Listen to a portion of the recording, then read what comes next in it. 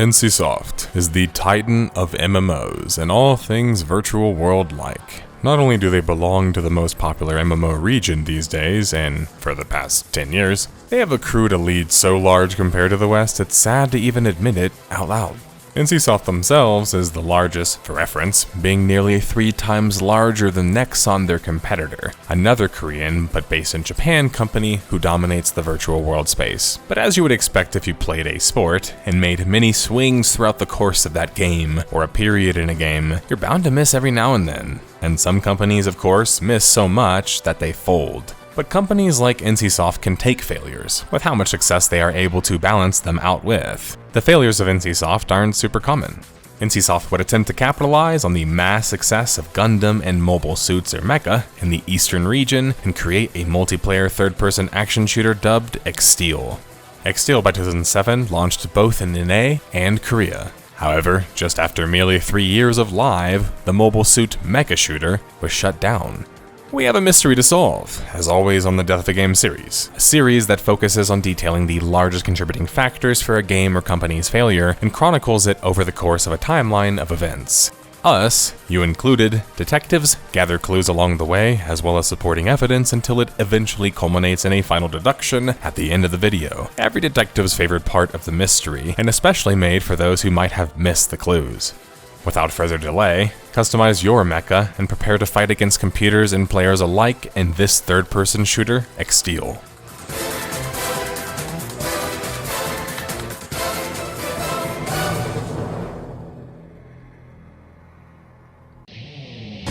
The story of Exteel starts sometime before 2005. While there isn't any hard information that we can show on screen concerning such, in the production credits of Exteel later on, it would state that the game was actually supposed to launch originally in 2005. Delays are quite normal for online titles, but for the Korean launch that would end up being about a year and a half delay, and for the NA launch, a 2 to 3 year delay.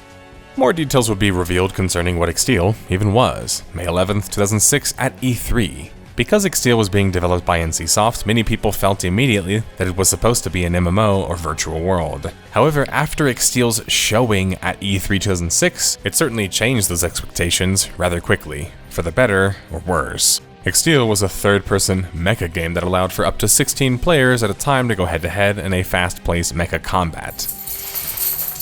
Exteel looks a lot like Gundam in many ways and seems to model itself after it as well, with sabers, machine guns, and more iconic Gundam weapons of destruction. It also had fast-paced combat that seemed to favor movement and positioning over straight aim, as you would expect in a mecha game. The game would also feature standard free-for-all and deathmatch modes while also having the more elaborate capture mode. The closed beta would take place November 2006 and would impress the majority of players that I would speak to who partook in such.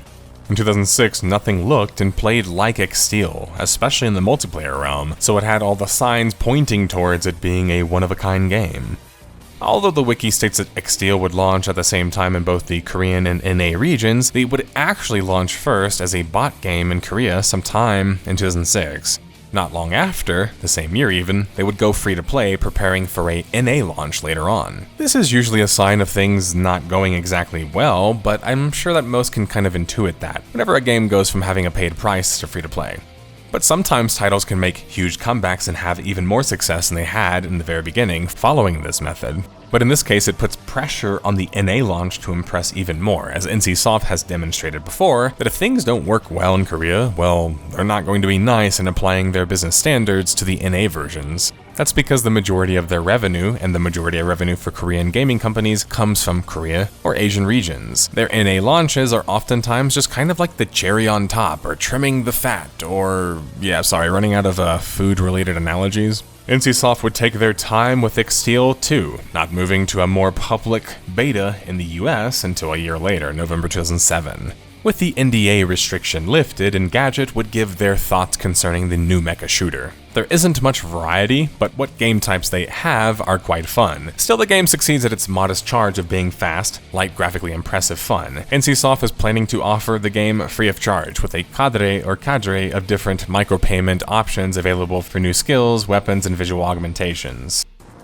Exteel would launch December 4th, 2007, in the NA only. which was certainly interesting, as it would immediately alienate the entirety of the EU audience, as they would have a rather high ping if they attempted to play the NA servers, which in a fast-paced shooter was just going to discourage their player, just outright keep them from playing. Exteel wouldn't smash any record books in NA either, and would score a bit of a middling review by most people's standards. While it was cool to see NCSoft's attempt at something other than an MMO, and a attempt at a mecha game as a mecha fan personally, it seemed like besides just being cool on the surface, there wasn't much depth or longevity with Exteel, and the overall business strategy was confusing to say the least.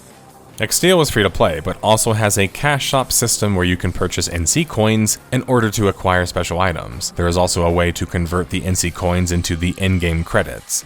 This was the method of the monetization, the classic free-to-play method, in which you have two different currencies, a premium and then a currency that you can gain from just playing the game. This encourages players to spend money on parts to customize their mecha, and in this case grind out their character in order to form the mecha customization, or, well, just purchase the NC coins and then just purchase the pieces themselves.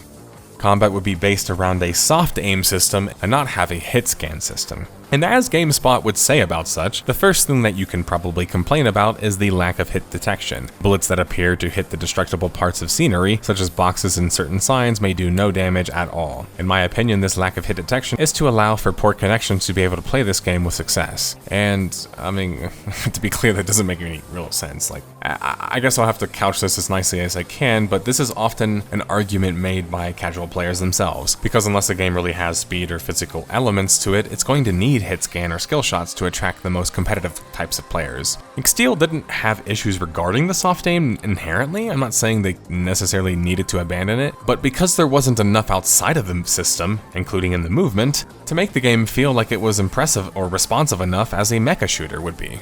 Mecha shooters aren't an easy genre to tackle, and they require paying attention to the size and scale of the suits, as well as how much destruction they're capable of inflicting. I mean, shit, not even Gundam has the best video game track record, right? In my opinion, lesser-known games like Demon X Machina are actually much better than most games in the Gundam series, but I digress. So while Exteel was impressive as a multiplayer title, in this realm, without having longevity in the content aspects, the gameplay was going to have to be super impressive enough to just, override that, and it just simply wasn't. Although there were bots you could fight against too, there was just no PvE or story content to speak of, which seemed like a hard sell when big mechas of destruction or not, Gundam has a story behind it. Exteel not having a story again puts pressure on the gameplay impressing that much more. Another problem raised by GameSpot, which has plagued nearly all Korean titles in the series, especially those without simultaneous launches, according to GameSpot, the English version had less than 35% or so of the Korean version's content, and although there were promises of more content coming, things seem to be quite slow moving in that regard. And I can explain why, because obviously the delay in the content from the versions are being a factor, but not the sole factor, because the other reason being if the Korean version wasn't impressive enough, the chances of them continuing outside of Korea were extremely low, especially with NCSoft. I mean, they are most famously the company that cancelled City of Heroes due to this exact reason. Console conversations would spring out of seemingly nowhere, as the president of NCSoft's North America, Chris Chung, would state that ultimately, we have to choose to really optimize for consoles. We have to create an experience that's suited for PS3 and supports the MMO element. I think the shift is inevitable. Real-time strategy is one of the last PC genres moving onto consoles, and I think we will see a similar trend for online games as well.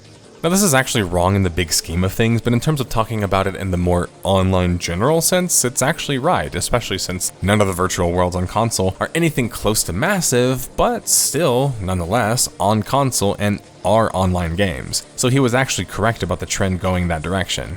IGN would suggest that perhaps this would mean that Exteel could come to consoles, which would be a good thing according to their logic, but I would disagree, because console-focused games don't really have to worry about the limitations of multiplayer shooters and would never not have single-player story in them. So Exteel would have rather stiff competition there and not really thrive well. A major new update would launch April 2008 for Exteel, adding new weapons, the territory control and capture the flag modes, and more. This was a good update, adding more variety of play, the problem being that the player count for Exteel only a few months after launch was already shrinking, and trying to plug an already leaking ship was going to be difficult with such a small player base.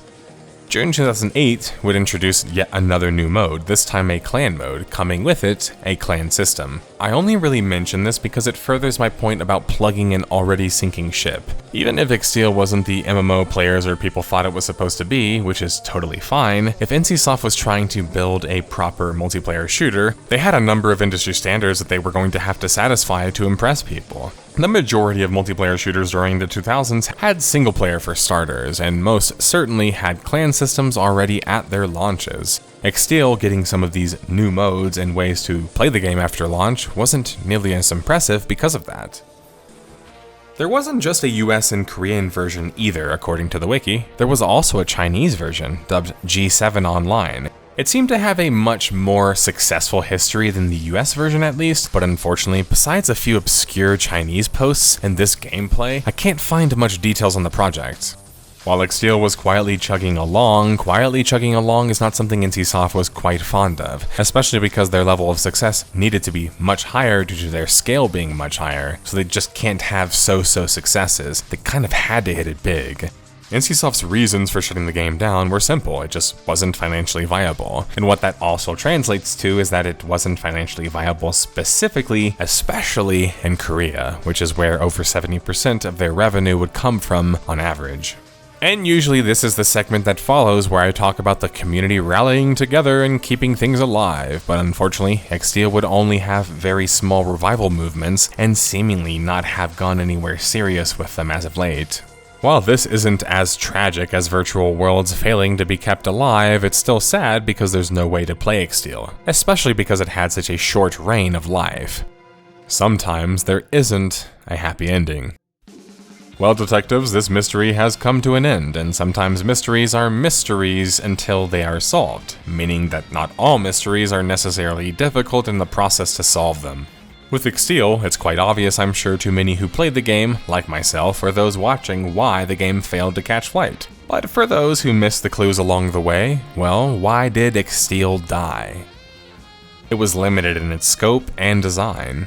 It needed more content. It was Gundam-like, yet without the positives of such. Not financially viable, as NCSoft stated. The Western launch came later. The Western version lagged behind the Korean version as well heavily.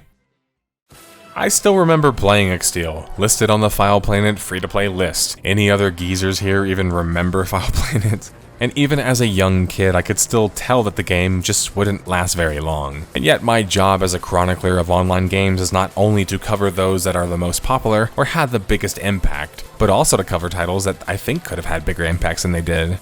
Sure, that's where my bias can come in. As most know, I am a Gundam fan who has built Gunpla, but I have still yet to see a successful mecha multiplayer shooter, and as a fan of the genre, including the classic arcade games, I still feel that there is a lot of room there for improvement. Exteel might not be the most memorable online shooter, but it's one of the few mecha online third-person shooters, making it a quite unique title regardless. Thanks for watching, and on to the next case.